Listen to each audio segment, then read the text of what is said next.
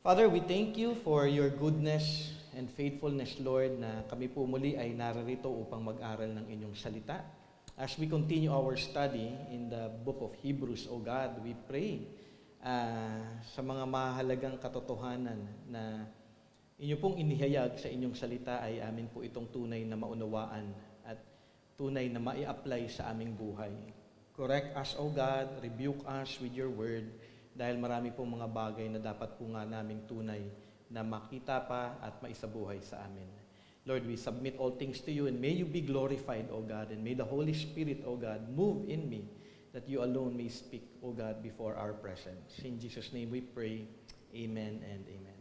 Kung atin lamang ipipicture yung situation po ng mga Hebrew Christians nung panahon na iyon, maraming mga katotohanan silang kailangan pang matutunan. Kaya naman nagbigay ang writer ng Hebrews ng oras na tulungan sila na kanilang makita yung kagandahan ni Jesus Christ. Kasi nga yung tema ng Hebrews is the supremacy of Christ. At nakita ng buong linaw na inihayag ng writer mula sa Old Testament kung paano niya tinuturo kung sino si Jesus. So it's like a parang summary or parang nagbibigay siya ng exhortation coming from the Old Testament and pointing that Jesus Christ is indeed supreme. Bakit nga ba ito nila kailangan malaman o matutunan? Dahil mainly yung mga Hebrew Christians at that time na sinulatan, sila ay bago pa lamang sa pananampalataya at sila ay kumakaharap sa maraming pagsubok. At mainly mga persecution at marami sa kanila ang maaring nahulog na bumalik na lang muli sa kanilang dating nakagawian na relihiyon. Pero sabi ng writer sa kanila na kung noon ang Diyos ay nakikipag-usap sa kanila sa pamamagitan ng mga prophets, ngayon ninyong tandaan, ang Diyos ay nakikipag-usap na mismo sa tao sa pamamagitan ng kanyang anak. Inyo siyang kilalanin at nagpapakilala sa Jesus. Okay? Na inyo siyang tunay na sambahin at inyong sundin sa inyong buhay. Ang Hebrews po ay sinulat upang kanilang makilala ng lubusan ang kadakilaan ni Jesus, kanyang supremacy, at nang sila ay magpatuloy kay Jesus Christ. At ito din ang ating sitwasyon ngayon. Ang tunay din nating makilala pa si Jesus ng lubusan at tayo din ay magpatuloy na sumusunod sa Kanya at lumalago sa bawat araw sa wangis ng ating Panginoon at tagapagligtas. Hindi man persecution ang ating kinakaharap ngayon, ang kalaban natin mainly ay ang mundo. Mundo po yung naghahatak sa atin ngayon palayo sa Diyos at palayo kay Kristo Jesus. Kung inyong titignang mabuti, naging high-tech na nga ang ating panahon ngayon. Di ba? High-tech na lahat eh. Sabi ko nga, nung nag-visit kami, nung umattend ako ng Shepherd's Conference, halos lahat high-tech na, lahat dipindot. Alam mo yon? Lahat dipindot. Lahat na lang, maghuhugas ka lang ng kamay, ilalagay mo na lang lahat doon. Wala ka nang hahawakan pa. Water, soap, dryer. At gano'n napaka-high-tech, ano? Sabi ko nga, sana magkaroon kaming ganito sa church namin. Siguro yung iba hindi nalalabas sa CR. Maglalaro na lang nung hugasan ng kamay. Okay? Pero minsan, ang pagiging high-tech din po ng mundo ay nagre-resulta din ng paghatak actually sa tao palayo sa Diyos at ang makilala ng lubusan pa sa Jesus. Hindi po yung sa CR. Okay? Imbis na unahin ng Christian ang manalangin at magbasa ng Bible sa umaga, unahin ng karamihan ay ano? Alam Wala pa ako sinasabi, unahan yun na kagad ako. Okay? Ang unang titignan nila kagad ay ang cellphone at tignan ang Facebook o yung iba TikTok. Ano, wala naman nagki-TikTok sa inyo, no? Imbis na tularan at lakaran ang naging buhay ni Jesus, ang mundo ngayon ay kanilang sinusunod yung mga taong kanilang iniidolo. Kaya makikita niyo yan sa pananamit nila. Hindi naman sila Koreano, pero hindi ko sinasabing masama magsuot ng Korean na damit. Pero makikita lamang natin yun. Sinusundan kung ano ang uso, sinusundan kung ano ang sinasabi ng mundo, kaysa kung ano ang tunay na kalooban ng ating Panginoong Diyos para sa tao. Hindi persecution actually ang problema natin. Kundi ang kinakaharap ng Christian ngayon ay ang problema ng convenience. Na kung ano ang madali, kung ano ang maganda, dito ako. Yun ang hinahanap ng marami. Ayoko ng church kasi maraming commands dyan, maraming bawal. Ayokong pinakikilaman ang aking buhay. Dito na lang ako sa bahay, dito na lang ako sa bahay. Kung saan pwede kong magawa ang aking gusto. Dito ako kung saan convenient para sa akin. Ayoko ng church, mag-online na lang ako dahil pareho lang naman, makakapakinig naman din ako ng Word ni God. Nakakalungkot actually ang katotohanan ito dahil maging ang mga nagsasabi na sila ay Christian, kung ano ang convenient, kung ano ang pananaw din ng mundo, ay kanila ding hinihikayat na gawin din ng ibang tao. Sa totoo lang, mahirap na kalaban ang hatid ng maling pag-iisip ng mundo sa tao. Mahirap. Mainly talaga ang persecution. At mahirap din itong ikumpara in terms of convenience na hanap ng tao ngayon. Pero ito ang mas temptasyon ng kaaway ngayon sa ating konteksto, sa ating buhay dito, sa ating bansa, kaysa persecution. Wala kasi tayong persecution dito eh. Hindi tayo persecuted. Napaka-free po tayo na magawa ang kung anong kagustuhan natin. Kaya nga po minsan parang hindi tayo na-challenge. Kaya nga makikita ninyo sa maraming bansa, lalo na sa mga first world country, ang unti-unti nang walang pagkilala sa Diyos. Nakakalungkot po. Walang kinikilala ng Jesus sa mga first world country. Actually, tayo ang third world ang dapat nang magpunta doon para mag-evangelize sa kanila. Nawala na ang concept ng discipleship o pagsunod kay Jesus. Nawawala na ang church sa kanilang bansa. Napapansin ba ninyo yun? Mahalaga po na maging aware po tayo sa mga katotohanan ito. Dahil kung hindi, baka kayo din ay nahatak na rin po ng mundo. Kung may panawagan ang persecuted Christians o ang Hebrew Christians specifically, ang panawagan na ito ay buhay na buhay pa rin sa ating panahon. Kaya nagpaalala ang writer sa ating lahat, are you discouraged in life at nais niyong bumitiw sa Diyos? Are you falling away from Christ? Dahil nahahatak na kayo ng mundo, ng convenience na hatid ng mundo? Sabi nga sa Hebrews chapter 12 verse 12, be strong in the Lord. Patuloy kayo na magpakatatag kay Kristo Jesus. Patuloy kayo at huwag kayong ma-discourage kung may pagsubok man o kung kayo man ay may pinagdaraanan. Ito yung konteksto actually para dun sa mga Hebrew Christians na kanyang sinulatan. Magpatuloy kayo kay Jesus. Dagdag pa ng writer in Hebrews chapter 12 verse 13, make straight your paths for your feet. Straighten your walk. O sabi ng writer, fix your eyes on Jesus, the author and perfecter of our faith. Huwag fix your eyes on cellphone. Okay? Look unto Jesus. Look unto Jesus. Meron nga akong kilala sa kakatingin niya sa cellphone, nadapa. Parang kilala niyo yun.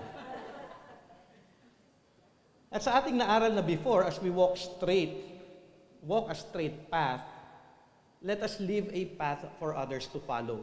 Atin po itong naaral last week. Mag-iwan tayo ng buhay na halimbawa na susundan ng susunod na henerasyon patungo kay Jesus. Last week ating inaral yung verse 14 kung saan ang pagbabagong hatid ni Jesus sa ating buhay ay buhay na ang tuon ay ang ating mahalin ng ating kapwa. Pursue peace. Meaning po ng pursuing peace is loving men. Panawagan din at that time ay mahalin natin ang ating Panginoon that we are to pursue holiness. Bakit ito command na dapat nating gawin? Yung ating pag-aaral last time. Pursue peace and then pursue holiness. Bakit mahalaga ito? Siguro simulan natin yung ating pag-aaral in Hebrews 12:14 sa katanungan ito. Why pursue peace and holiness? Sabi ng writer, ito po yung kanyang reason. Without which no one will see the Lord. Okay? Kapag binasa natin ng buo yung verse 14, sabi po doon, strive for peace with everyone and for the holiness without which no one will see the Lord. Parang works ang kalalabasan. Okay? Pero hindi ito ang tuon ng passage, ang resulta yung kanilang pag-pursue. Hindi ito yung point na dapat na magresulta. Okay, mag-strive kayo ng peace at ng holiness para kayo ay makita nyo ang Panginoong Jesus. Hindi po yun yung context. In context, from verse 12 and verse 13, may panawagan na to be strong in the Lord, to straighten their walk and leave a path to follow, so others also would follow Christ. Ang tuon ay example na makita ng ibang tao na wala pa kay Jesus, without love for others and without love for others and love for God, hindi natin sila may encourage na tunay na manampalataya din kay Jesus. mananatili ngayon sila sa kanilang mga kasalanan. Kasi kung walang example sa atin, wala sila nakikita sa atin, no one will see the Lord. Ang halimbawa ng mga Hebrew Christians at that time ay mahalaga. Ito yung paalala actually nung writer sa kanila. Kung sila ay mag-respond, kung nangyari, dahil persecuted sila at mag-respond sila ng bitterness o ng anger o galit sa mga nagpa-persecute sa kanila o sa mga taong naglalayo sa kanila sa Diyos, hindi nila mailalapid din ang mga ito sa ating Panginoon. Kaya nga dito, panawagan nung writer actually sa kanila na hindi, lumakad pa rin kayo ng tama, sumunod kayo sa ating Panginoon, tumingin lamang kayo sa Kanya, mag-iwang kayo ng path na masusundan pa ng iba, para yung iba makita yung inyong pag-ibig sa kanila at ang yung pag-ibig sa Diyos so that they may also see the Lord sa ating mga buhay. Paano nating maihikayat ang tao na kilalanin si Jesus? Paano natin sila may encourage ng gospel? Paano natin sila mapapaniwala ng ating paghayag kay Jesus ay totoo? Ito ay sa pamamagitan din, hindi lamang ng pag-share natin ng gospel, kung hindi ito ay sa pamamagitan din ng ating buhay. Kaya nga, nagsimula ako noon ng pagpapaalala patungkol sa doctrine and life. Kailangan po as Christian, dapat we know our doctrine, we know the truth, pero yung truth na ito, dapat din ito ay nakikita sa buhay ng isang mananampalataya. If we are preaching the gospel, yung gospel na ating pinipreach ay dapat din nakikita yung gospel sa ating buhay. Mahalaga na makita ng iba ang gospel na ating hinahayag sa kanila, sa ating mga buhay na lumalago sa pag-ibig sa Diyos at pag-ibig sa kapwa. Alam mo yun, share ka ng share ng gospel pero galit ka sa kanila. Share ka ng share ng gospel, pero alam nila na ang suplado mo. Di ba parang, ang weird, paano ko ito pakikinggan? Yung pag-uugali mo, sama. Ating inaral ito last week, pursuing peace. We pursue peace by putting on the character na inahayag po ni Paul in Colossians chapter 3, 12-14. Paano ko nga ba, di ba? Inisa-isa po natin at binigyan po natin ng oras ito last Sunday. Paano ko nga ba ipupursue yung peace? Sabi nga ni Paul, put on then as God's chosen ones, holy and beloved, compassionate hearts, kindness, humility, meekness, and patience, bearing with one another, and if one has a complaint against another, forgiving each other as the Lord has forgiven you, so you also must forgive. And above all this, put on love, which binds everything together in perfect harmony. Tapos in the end po noon, yung peace of Christ will be upon us. So, pursuing peace is having compassionate heart, kindness, humility, meekness, patience, bearing with one another, forgiving other, and putting on love. Di ba? Sana nakikita po yon sa ating buhay. Hindi siya, mabuti akong tao. Dapat po specific tayo na i-apply po natin yung mga katotohanan na atin pong naaaral at nababasa sa salita ng Panginoon. Sabi nga ni John MacArthur sa kanyang commentary about this, and I quote, "Our love for each other is a testimony to the Father and to the Son. It is a means of drawing people to Christ, apart from whom no one will see the Lord. As we run the race, living a straight path, showing love to men by peacemaking and showing love to God by holiness, people will see the Lord." Mahalaga po yun eh. Oo nga, itong taong ito na nag-share ng gospel sa akin, tunay nga na nakikita ko si Kristo Jesus sa kanyang buhay. Kaya nga sabi sa Matthew 5:16 ng ating Panginoon, "In the same way, let your light shine before others, so that they may see your good works and give glory to your Father who is in heaven." Parang alam mo sila din, mapapapraise the Lord kahit hindi sila Christian. Di ba? Alam mo yun? Praise the Lord, ang bait ng taong ito, tinulungan ako. Praise the Lord, ang taong ito ay napakabuti sa akin. Ang question ngayon, sa inyong buhay nga ba, kanilang nakikita si Jesus? Dagdag po ni John MacArthur, sinabi din po niya sa kanyang commentary, and I quote, "Paul agonized over some of the immature Christians at Galatia, to whom he wrote, 'My children, with whom I am again in labor, until Christ is formed in you.'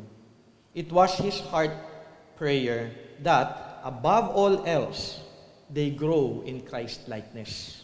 Christ-likeness is our greatest possible testimony to the world. Mahalaga po yun. Yung paglago po natin kay Kristo Jesus. Share ka ng share about Jesus Christ, tapos yung ugali mo, kabaligtaran ng buhay ni Kristo. Paano tayo talaga tunay na makakapag-encourage sa mga tao na kilalanin at tunay na sambahin si Kristo Jesus?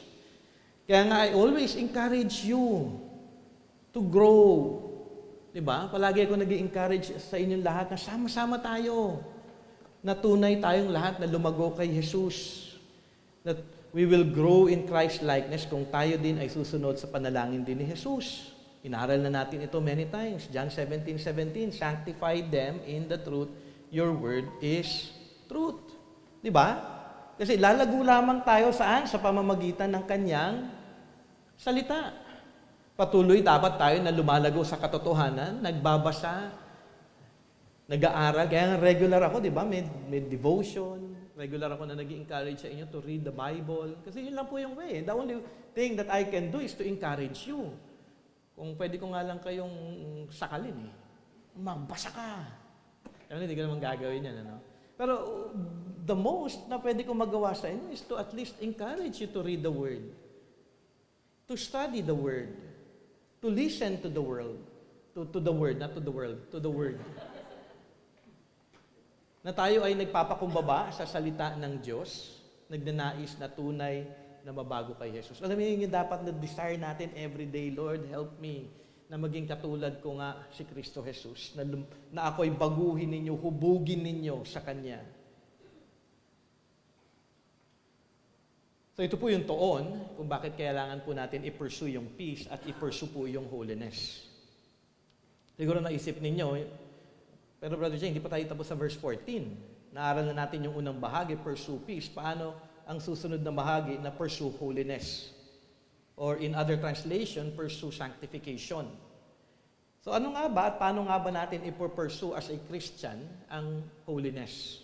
Okay, siguro start tayo with a definition. At maganda po yung mga definition na ibinigay ni Wayne Grudem sa kanyang book na Systematic Theology. Start with sanctification. Sabi niya po, ganito po yung kanyang pagkakadefine. Sanctification, a progressive work of God and man that makes us more and more free from sin and more like Christ in our actual lives. So yun po yung sanctification, growing in Christ-likeness. Okay? Progressive po ito. Ibig sabihin ng progressive, nagpapatuloy. Hindi po ito one-time event. Huwag niyo pong isipin na, ay, naging Christian na ako, holy na ako. Hindi po, doon po maraming akala ng iba na nalinis na ako napatawad na ako, past, present, future, holy na ako. Hindi po, it's a progressive work of God at may response po ang man by obeying God sa kanyang kalooban at tayo po ay mas lalo nang nalalayo at hindi na gumagawa ng kasalanan. I'm not saying that we are hindi na nagsisin, but we sin less.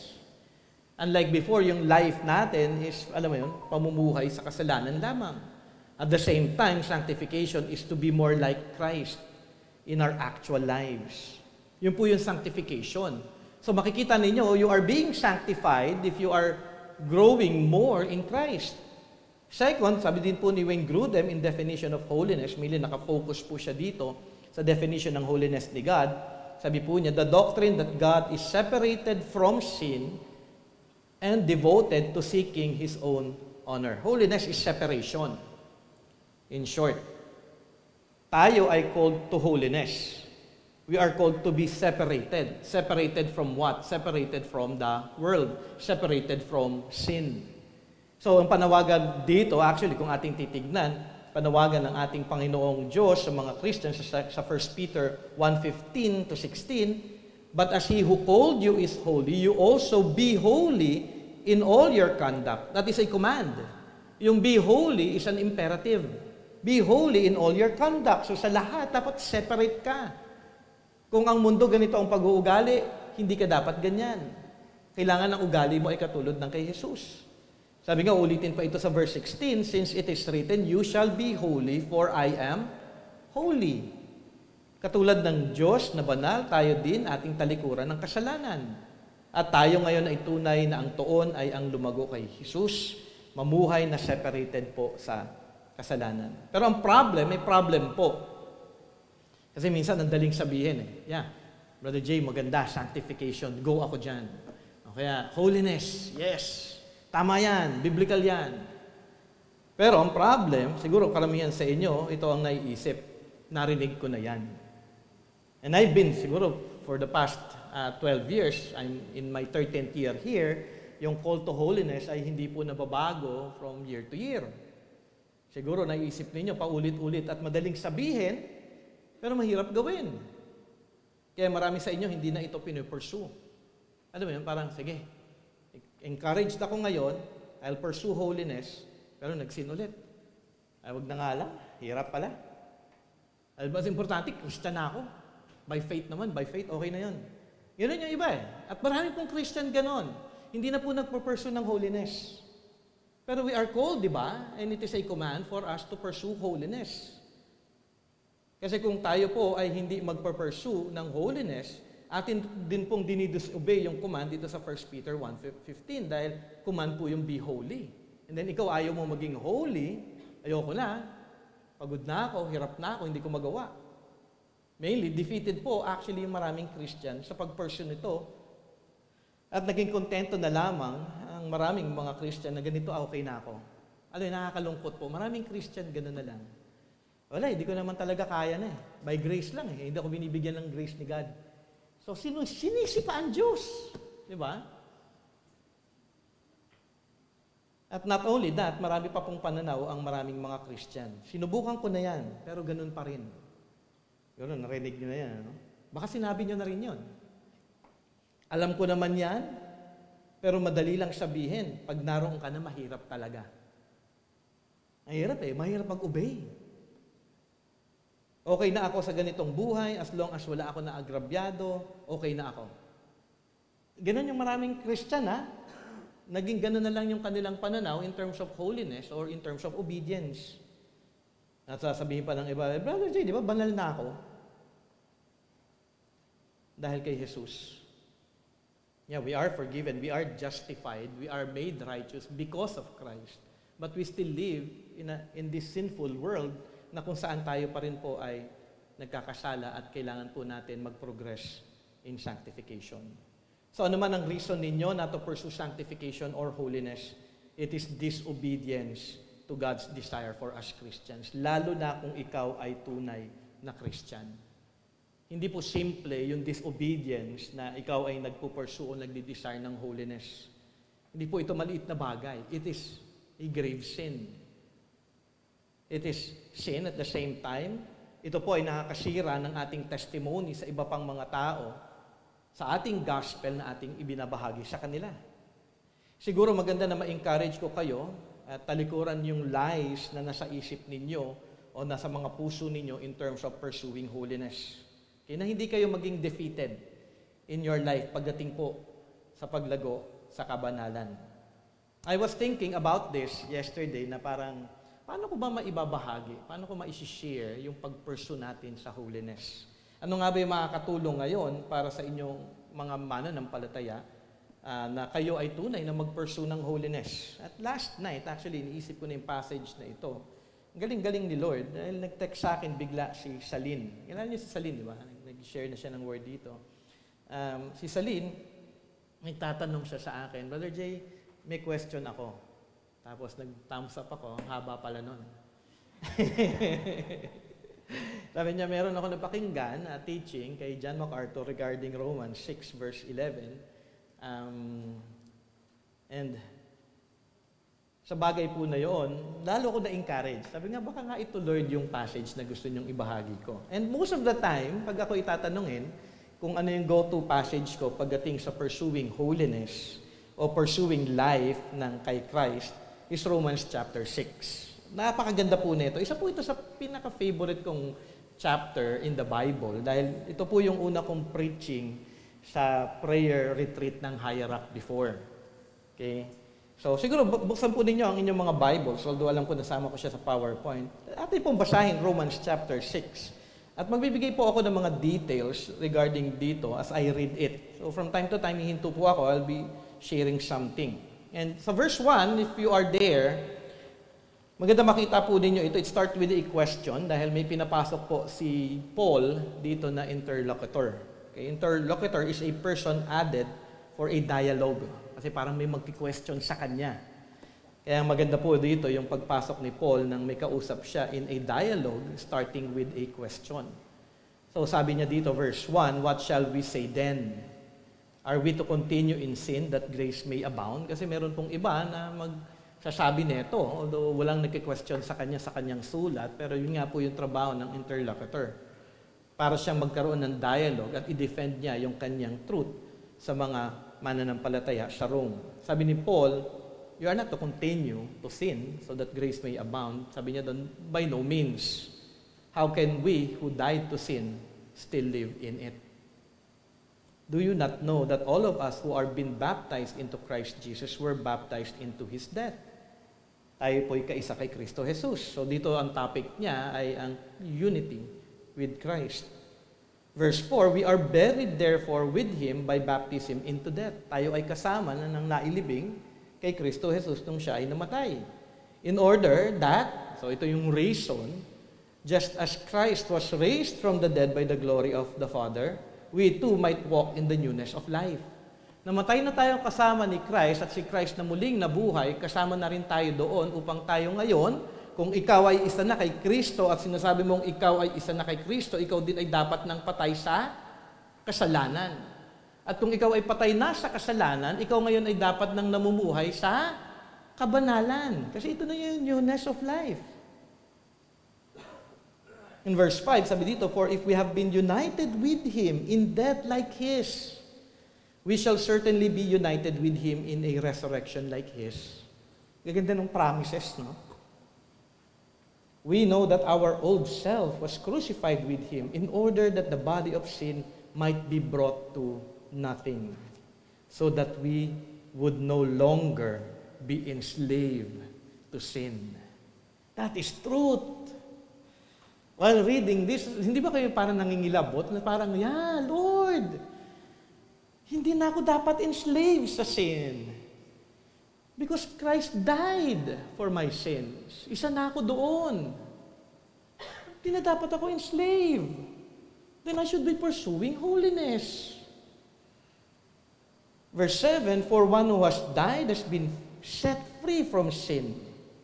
Now, if we have died with Christ, we believe that we will also live with Him. Do you believe that? That you are also living now for Christ? We live for Christ, not for ourselves. We know that Christ, being raised from the dead, will never die again. Death no longer has dominion over Him. For the death He died to sin once for all.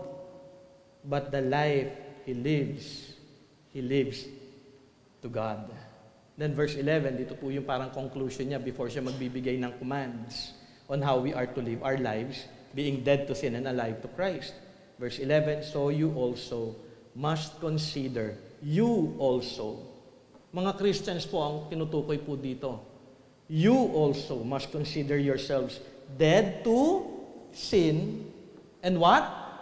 Alive to God in Christ Jesus. Ibig sabihin, you are now living a life for Christ.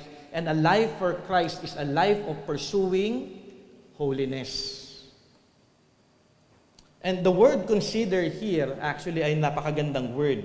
The word in Greek is logizomai. It is an imperative. It is a command given to us Christians. So you also must consider. So command, i-consider mo dapat yan. Pag hindi mo kinonsider, nakakalungkot po yun. Pero yung command po na word na consider in Greek, dalawa po gamit nito, okay? In their Greek culture, una po gamit ito in commercial dealings, in evaluating kung ano po daw yung worth ng isang object o pag-reco ng isang project ng gain and losses. Okay? Kailangan mong i-consider ano ba yan.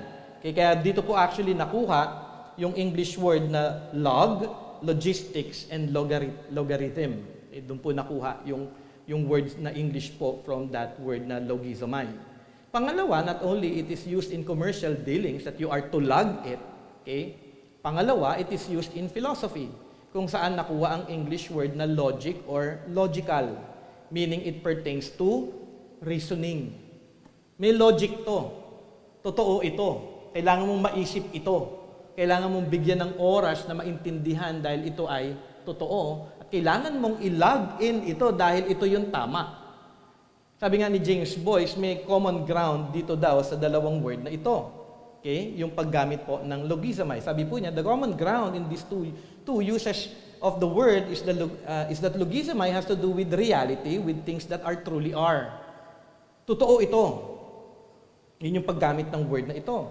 In other words, it has nothing to do with wishful thinking, nor it is an activity that makes something come to pass or happen. Hindi siya parang wish, hindi siya yung tamang sana mangyari ito. Pero nung ginamit po yung consider, sinasabi dito, it is an acknowledgement of or an acting upon something that is already true or has already happened. May truth na ginawa si Jesus Christ para sa ating lahat. Ilag mo yan, put into logic na ito ay totoo kasi nangyari na yaang ginawa ni Kristo Jesus para sa atin. At nagbigay po dito si James Boyce ng example. Sabi niya, in bookkeeping, for example, para dun sa mga accountant, it means posting a ledger, an amount corresponding to what actually exists. If I reckon in my passbook that I have $100, I must really have $100. If not, reckoning is the wrong word for me to be using. Deceiving myself would be more like it. Kasi hindi eh. Kung nireckon mo, kinonsider mo na ito ay totoo, ito ay totoo. Totoo ba na si Kristo ay namatay para sa ating mga kasalanan? Totoo yun. Totoo ba na kung ako ay nanampalataya by grace in Jesus Christ, ako ay isa na sa Kanya at ako ay namatay na rin sa aking mga kasalanan? Totoo yun. Totoo ba na kung ako man ay nakay Kristo Jesus na, kung ako ay namatay, ako ay kasama din niya sa kanyang muling pagkabuhay at ngayon ako ay may buhay ng bago kay Kristo Jesus at ako ngayon ay dapat nang namumuhay para sa Kanya. Totoo din yun dahil lahat yun sinabi na ni Paul from verse 1 up to verse 10. Meaning may ginawa ang Diyos at si Jesus para sa atin na binanggit na from those verses, naniniwala na kayo sa lahat ng ating nabasa, naniniwala ba kayo na lahat ng ating binasa doon sa verse 1 to 10 ay totoo? Do you believe? You are to log and count it as true. Christ died to sin. Uulitin ko lamang. And being united with Christ in His death, ako din, namatay na kasama ni Kristo Jesus. Verse 4, we are buried therefore with Him. Verse 5, for we have been united with Him in His death like His. Verse 6, we know that our old self was crucified with Him in order that the body of sin might be brought to nothing. Verse 7, for one who has died has been set free from sin. Verse 8, now if we have died with Christ. All of that are truth. At ang ganda. And we are to take it seriously. Puro patay man yung sinasabi dito. Sobra naman, puro patay. Pero yun ang totoo. Kung patay na si Kristo sa kasalanan, patay na rin dapat tayo sa kasalanan. Ikaw nga ba isa na kay Jesus? Kung isa ka na kay Jesus, at ito ay katotohanan na inihahayag sa Bible, at ito ay tiyak na katotohanan, ikaw din ay patay na sa kasalanan dahil si Kristo ay namatay na para sa ating mga kasalanan. Pero ito ay half lamang po ng katotohanan na inihahayag dito sa Romans 6 verses 1 to 10. Ano yung other half? Kung tayo patay na kay Kristo, ako din ay buhay na kay Kristo Jesus. Sabi sa verse 4, just as Christ was raised from the dead by the glory of the Father, we too might walk in the newness of life. Verse 5, we shall certainly be united with Him in a resurrection like His. Nakikita niyo yung mga word na we? Okay? Verse 6, so we would no longer be enslaved to sin. Verse 7, for one who has died has been set free from sin. Verse 8 to 10, we believe that we will also live with Him. We know that Christ, being raised from the dead, will never die again. That no longer has dominion over them. For the death He died to sin once for all. But the life He lives to God. Those are truths. Ano yung sinasabi ko dati palagi as Christians? We are the people of truth. Tayong mga Christian, nabubuhay lamang tayo sa katotohanan ng salita ng Panginoon dahil yun yung mga bagay na ating pinangahawakan ng ating pagiging isa kay Kristo Jesus. Sa mga katotohanan na ating nababasa sa Kanyang salita, panghawakan natin lahat yun. Sabi nga ni James Boyce, na I-quote, "This has bearing on Paul's exhortation to us in Romans 6:11. For although that he is proceeding in this chapter to the area of what we are to do, kasi after po ng verse 11, verse 12, commands na po yung kanyang ibibigay doon, okay, kung ano yung actions that we are to take, his starting point is nevertheless our counting as true what God Himself already done for us. May ginawa na si Jesus sa inyo, tunay nyo ba itong pinangahawakan?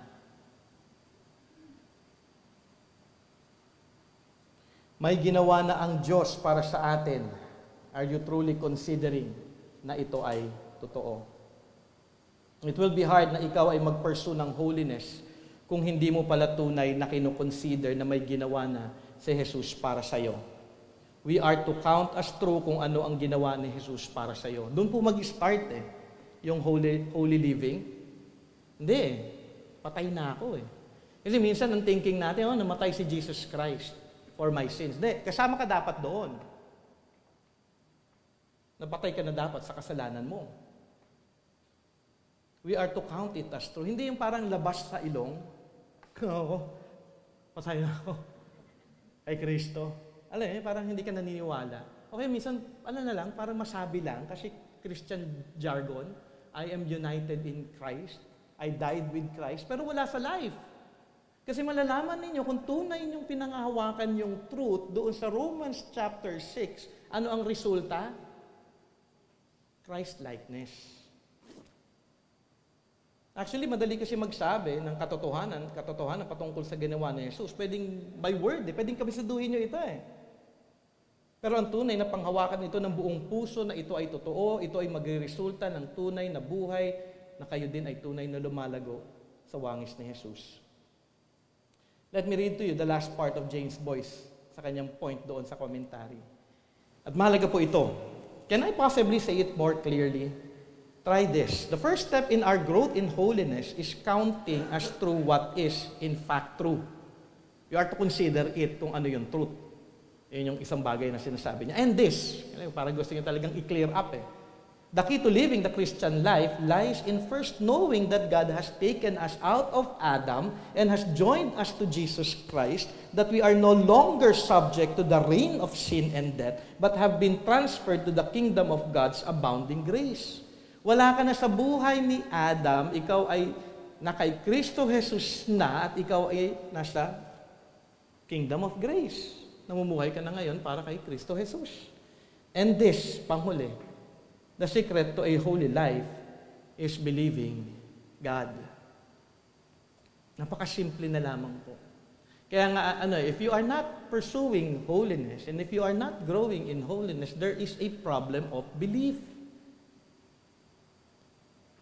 You are saying na, may calling na, be holy for I am holy. Yeah, Lord, pero hindi ko kaya yan. Then you do not believe.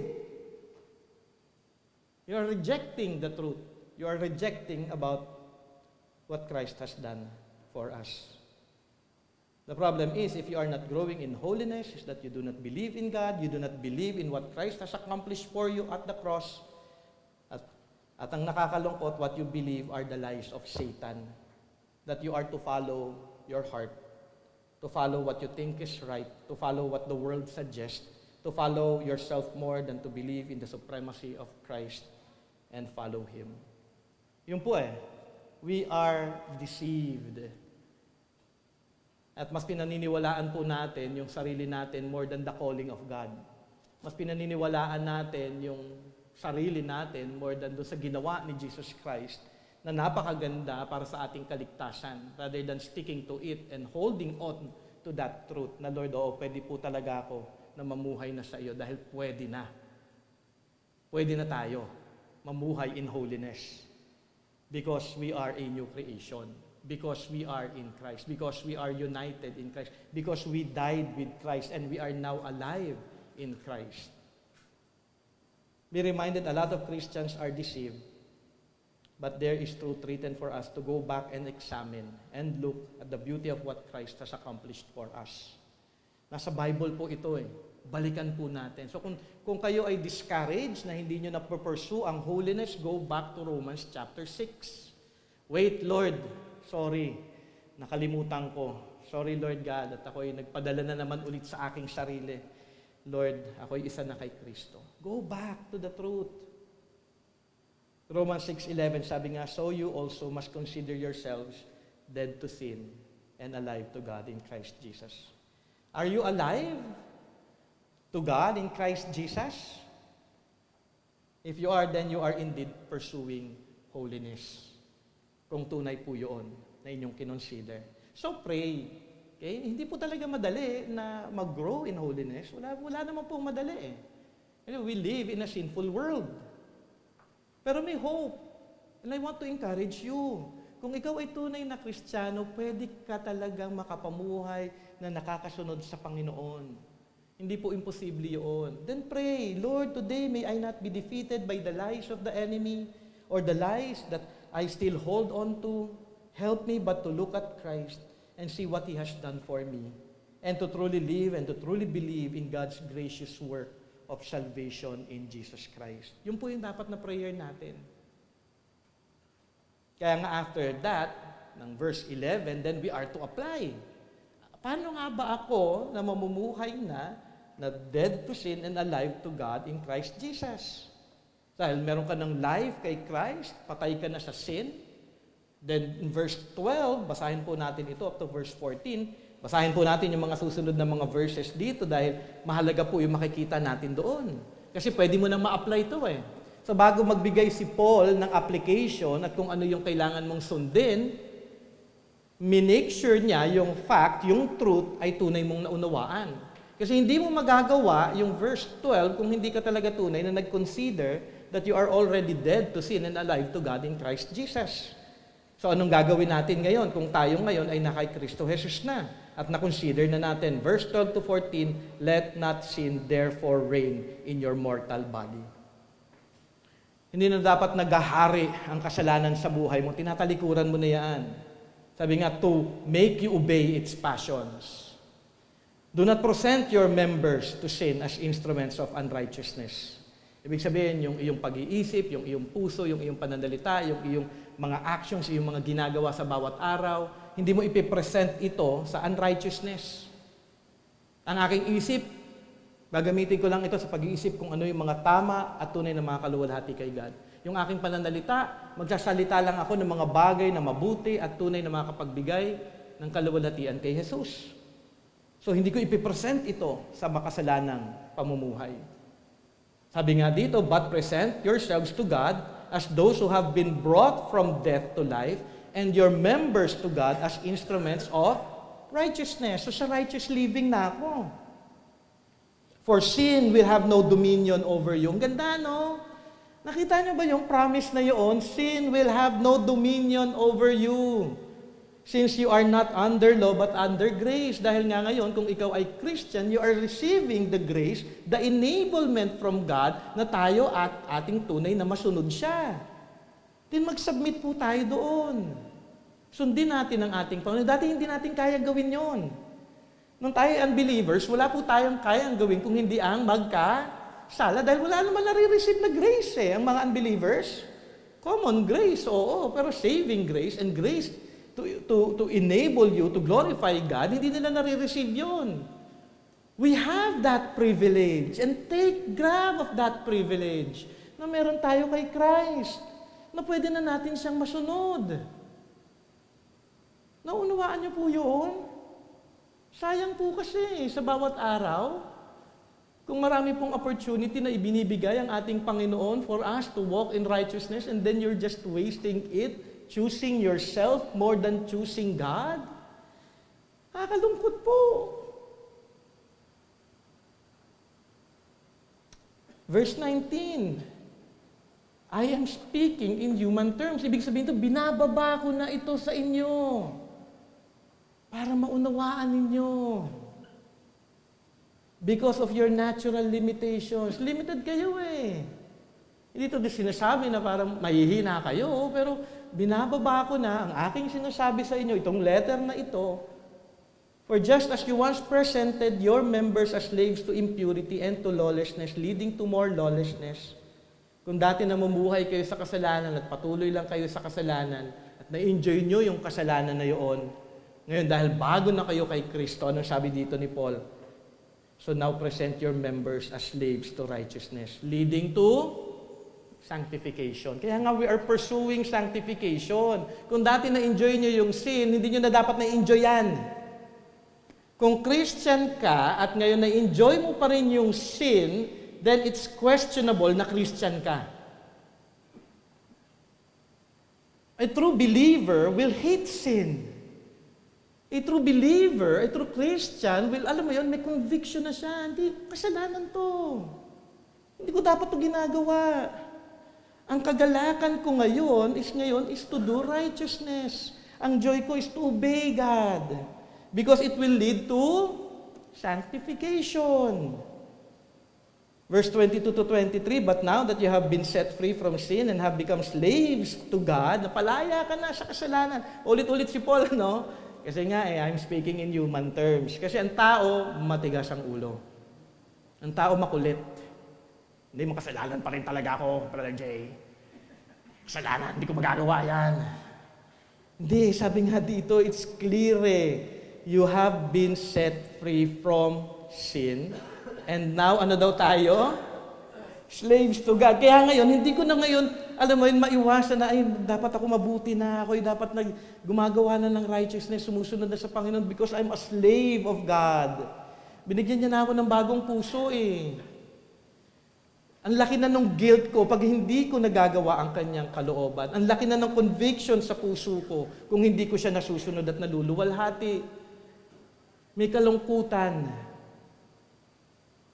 And then ulitin dito ni Paul, the fruit you get leads to sanctification. Andun pa rin siya. And its end, ang ganda nito, ano? And its end, eternal life. For the wages of sin is death, but the free gift of God is eternal life in Christ Jesus our Lord. If you are united in Christ, in His death, and in His resurrection, and if you are now living for Christ, may evidence po ng eternal life sa atin. And that is not being dominated by sin, and that is by living in a life of righteousness, leading to sanctification. At yung sanctification na yun, yung evidence natin na tunay ka na kay Kristo Jesus. Kung walang sanctification, walang holiness na growth sa buhay mo, walang eternal life. Malinaw po ba yun? Kaya nga huwag niyong sasabihin, it is only by faith. Faith has evidence, and its evidence is being sanctified more and more in Jesus Christ. At progressive po tayo, Hindi ko sinasabing magiging perfect po tayo at never kong tinuro yun, yung perfection. Patuloy po rin po tayong babaguhin. Yes, nagkakasala tayo, pero patuloy po rin tayong babaguhin ng Panginoon. We are still pursuing holiness and sanctification. Malinaw po? So that is pursuing holiness in the words of God. Hindi po siya steps, pero truth na kailangan nating malaman kung tayo nga po ba ay tunay na kay Kristo Jesus. How are we to pursue holiness or sanctification? Believing in God, believing our union with Christ by His mercy and grace, by not letting sin reign in our mortal body, and by presenting ourselves to God in righteous living. Sabi nga ni Paul, where will that lead us? Saan ito magli-lead? It leads to sanctification, holiness. There's no secret steps to holiness. As I have shared many times, siguro uulitin ko lamang, what we are to apply is to believe. Diba dito, we are to believe. Consider that you are dead to sin and alive to God in Christ Jesus. We are to believe in God. We are to trust God's promises. And then we are to obey God's word. Believe, trust, obey. Believe in God, trust in His promises, His word, and obey the truth. If you are truly united in Christ, if you are truly a believer, the Holy Spirit will help you live out this truth in your life. Now, apart from Christ, there is no hope at all. So first, if you are not experiencing the promises of God, kung hindi nyo po alam ang katotohanan na ito at hindi nyo pa talaga tunay na naunawaan, hindi nyo po nakikita yung blessings ni Christ, yung kanyang work para sa ating salvation, then for those who are not yet in Christ, I urge you to come to faith in Christ.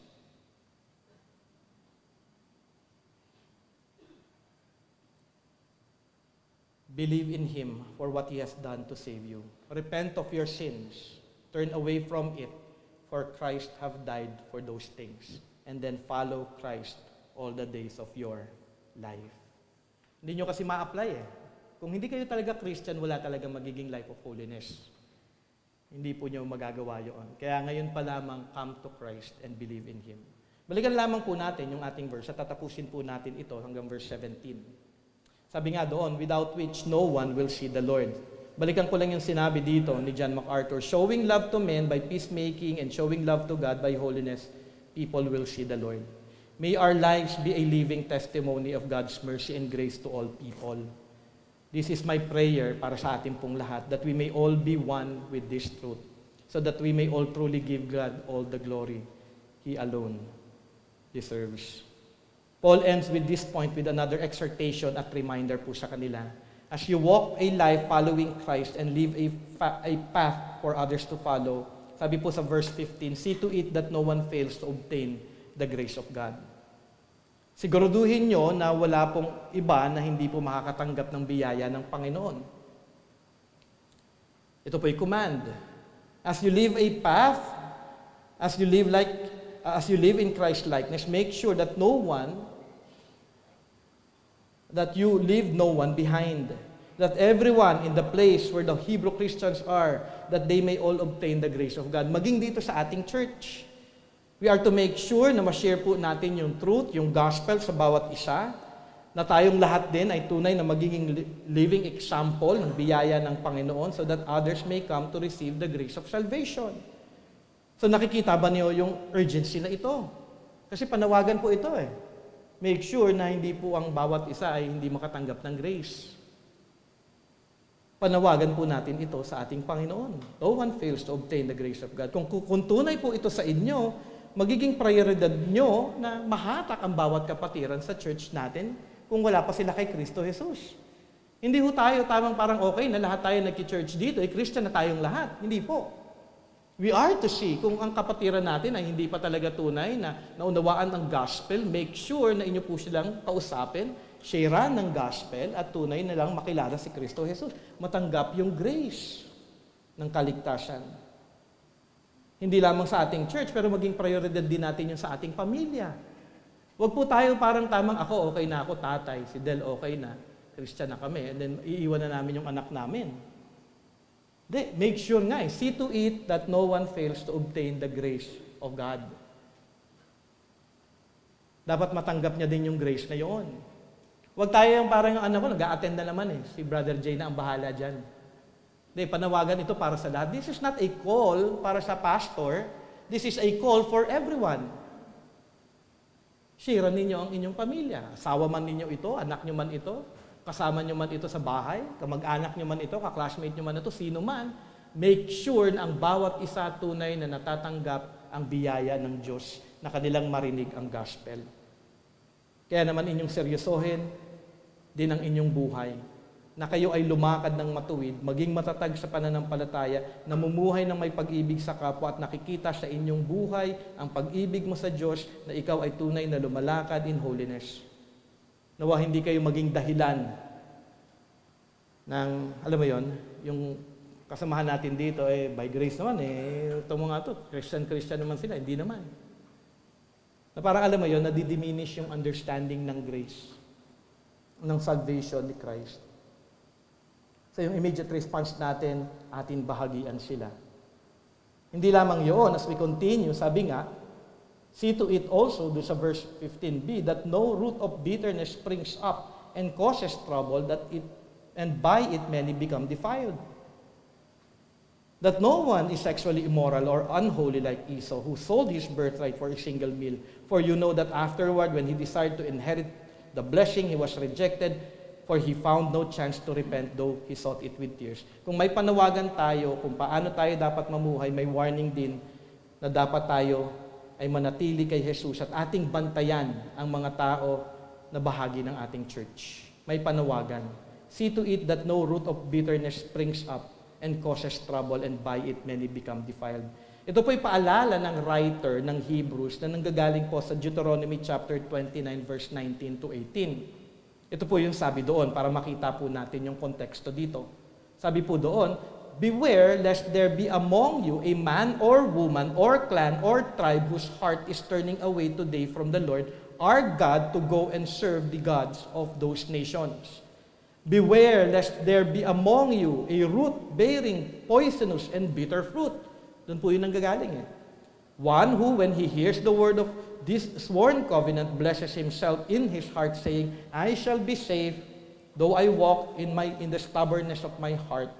This will lead to the sweeping away of moist and dry alike. Sabi po ni Thomas Schreiner in explaining the bitter fruits, sabi niya doon, the bitter and poisonous root refers to those who abandon the Lord and worship other gods. They abandon the Lord and yet they think they will be safe and secure from judgment. In our context and in our application, huwag daw nating hayaan na ang iba ay tuluyan ng malayo sa Diyos sa example ng iba na tunay na nag-abandona kay Kristo Jesus. Tulungan natin ang lahat na tunay na magpatuloy na makilala si Kristo Jesus. See to it na wala po dito sa ating mga kapatiran o kasama natin dito sa church na mag-abandon at magdamay pa ng iba. Bantayan natin. We are called for vigilance. Kung may nagkukos ng trouble sa ating church, naglalayo sa iba kay Kristo Jesus, huwag natin itong hayaan. I-correct natin sila, i-rebuke natin sila, itama natin ang mga taong ito upang hindi sila maging cause ng pagtalikod ng iba kay Kristo Jesus. So hindi tayo dito sa church na parang, hayaan mo siya, okay lang yan. Hindi po. We are to stand in the truth. Yun yung panawagan po sa atin dito. We are to correct them. We are to discipline them. Susunod na paalala, see to it that no one is sexually immoral or unholy like Esau. So puro mga warnings po ito. Ito yung pagbabantay na sa ating mga kapatiran sa church who sold his birthright for a single meal. Huwag nating hayaan ng mga tao na mamuhay dito sa ating church sa kasalanan. Kasalanan specifically dito, binabanggit sexual immorality. Ating bantayan at ating pagsabihan, ating i-correct sila na kanilang ginagawa ay kasalanan. See to it na may isa sa atin na hindi namumuhay in an unholy way na katulad ni Esau. Kung atin titignan yung mga kasalanan na nabanggit dito sa verse 15 to 17, ito po yung kasalanan ni Esau. Esau abandoned God's blessing. Abandonment. Di ba? Siya yung panganay eh. Hindi niya binigyan ng halaga. Blessing yun ni God eh.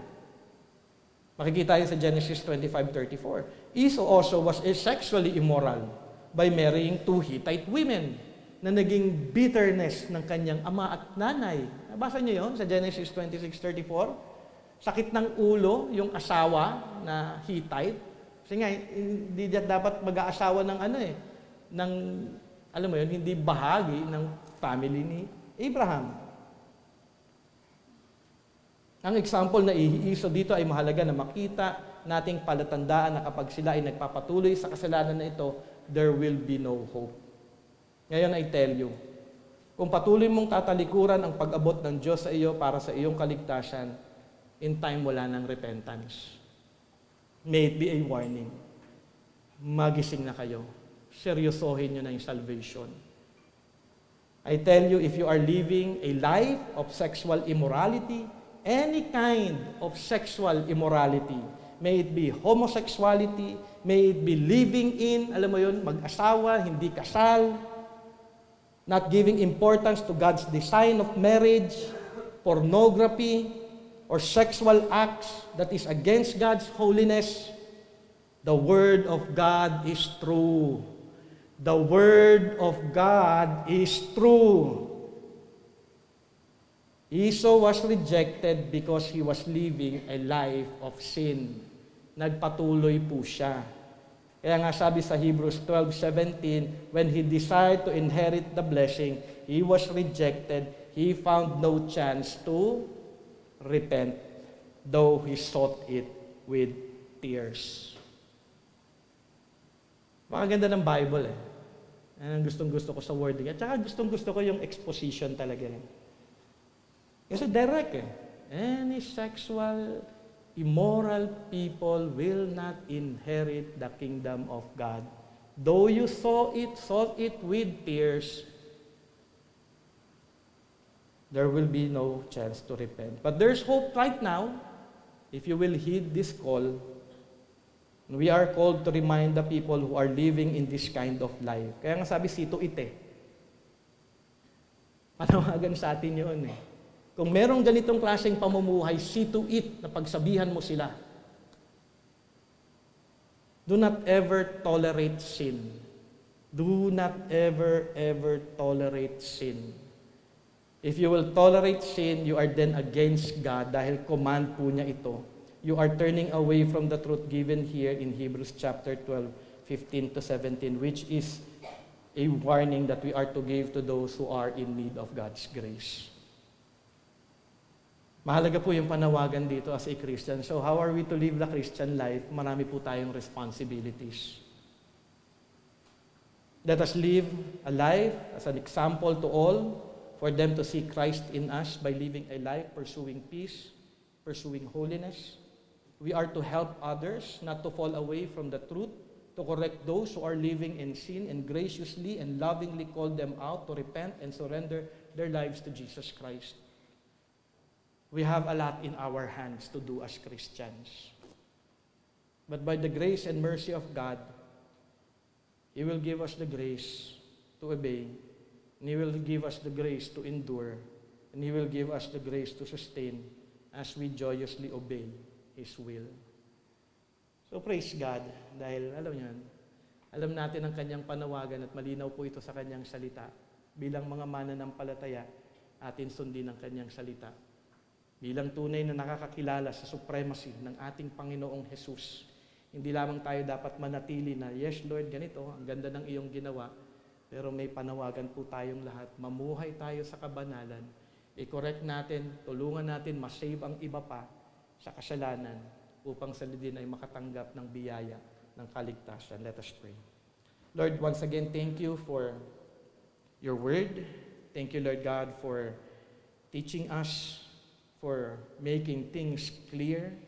Dito po sa Hebrews chapter 12, alam po namin it is a heavy command, but we thank you, Lord God, dahil binibigyan yung linaw ang mga bagay na dapat po naming magawa. At magawa po namin ito not on our own strength, but in accordance to your promises, in accordance to your truth. At salamat, Panginoon Ama, dahil kung kami ay tunay ng isa kay Kristo, aming ang tunay na magagawa ang inyong kalooban at aming magagawa ang mga bagay na nais po ninyo para ang iba din ay tunay na maligtas at makakilala kay Kristo Jesus. Thank you for everything. Thank you for the grace that you have given us for the past week, for sustaining us, enabling us, Lord God, to live our lives for your glory. In the coming days, O God, in the coming week, we pray for strength. We pray for your grace. We pray for your mercy. We pray that we may truly obey you and love you and honor you, Lord God, in everything that we do. In Jesus' name we pray. Amen and amen.